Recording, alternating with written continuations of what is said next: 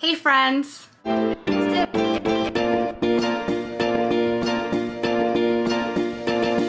Welcome back world friends, and welcome if you're new. My name is Desiree, aka Mama Friendly, and I do clothing hauls, I do Lush hauls, homeschool videos, planner videos, cooking videos, a little bit of everything. So if any of these things sound like fun to you, I hope that you'll subscribe and join me on my YouTube journey. For today's video, I wanted to share a very special recipe with you guys because it's one of our favorite family recipes. I make this cake all the time, and I've been making it for years. My family requests it for pretty much every holiday and birthday, and I am more than happy to make it for them, A, because it's super easy, and B, because it is delicious. Now, I discovered this recipe from an old friend, an old blogger called, well, she's not old, but you know what I mean, Plants, Love, and Guacamole. That blog is no longer around, and her Instagram kind of disappeared too, which is a real shame because she had so many delicious recipes on there, but I'm glad that I'm getting to share this one with you because it is really a phenomenal recipe and it deserves to be spread far and wide.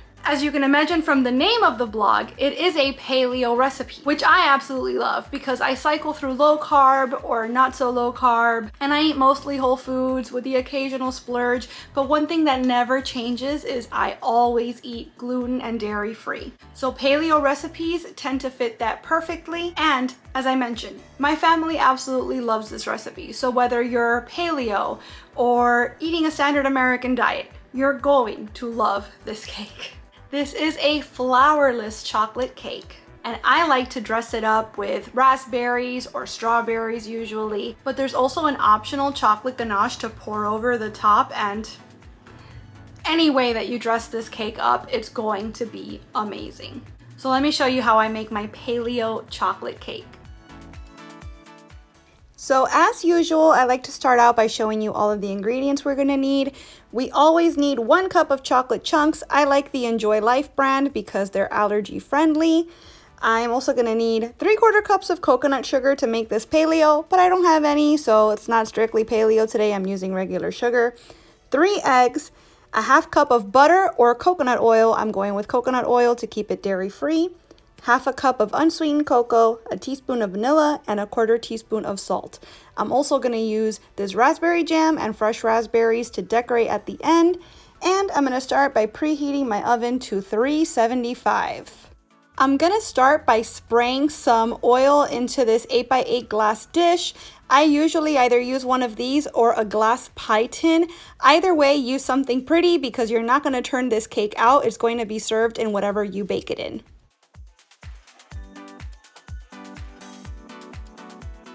We're going to begin our recipe by taking our 1 cup of chocolate chunks and melting them on low heat along with our 1/2 cup of butter or coconut oil.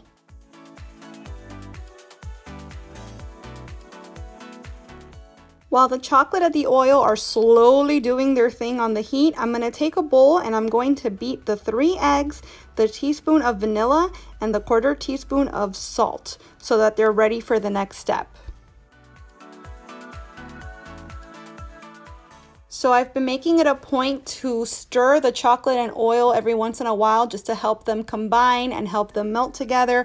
Once they're at about this consistency, you want to add your 3/4 cup of sugar to the chocolate and make sure that it's well combined.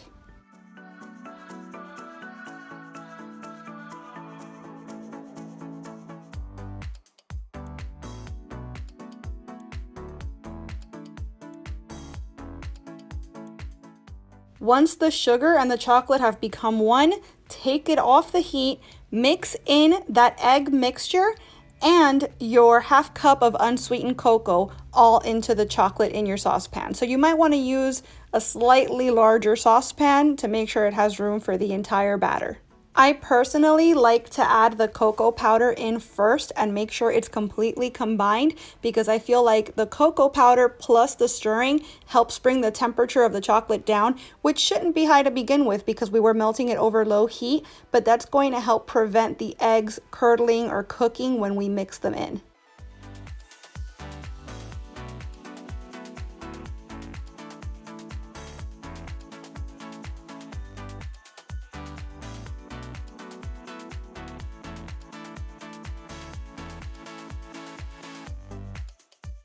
So now that our super easy cake batter has come together, we're going to throw it all into our greased cake pan or dish, and we're going to bake it at 375 for about 25 to 30 minutes.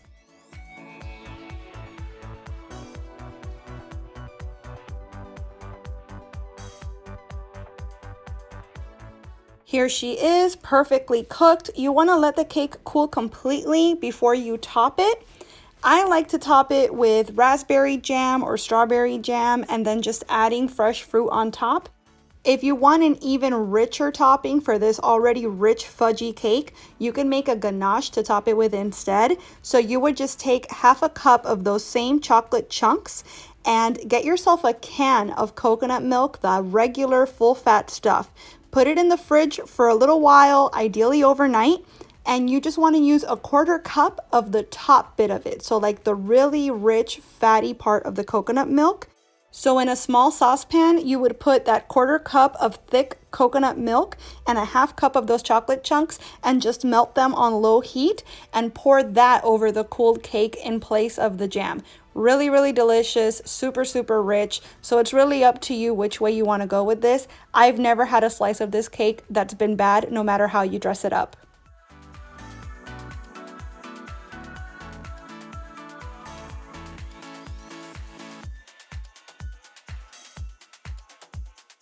So that's how I make my world famous paleo chocolate cake. It's a huge family favorite, like I said earlier. I make it all the time. It's always a hit. I always get requests to make it more, and I'm always super happy to oblige.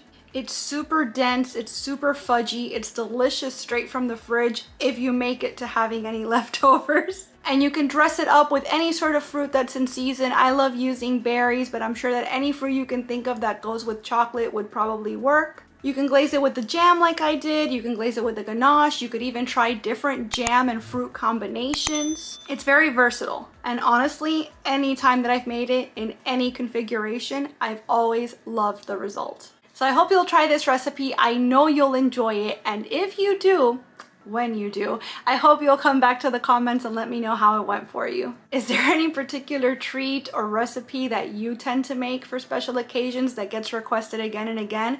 Let me know all about that in the comments too.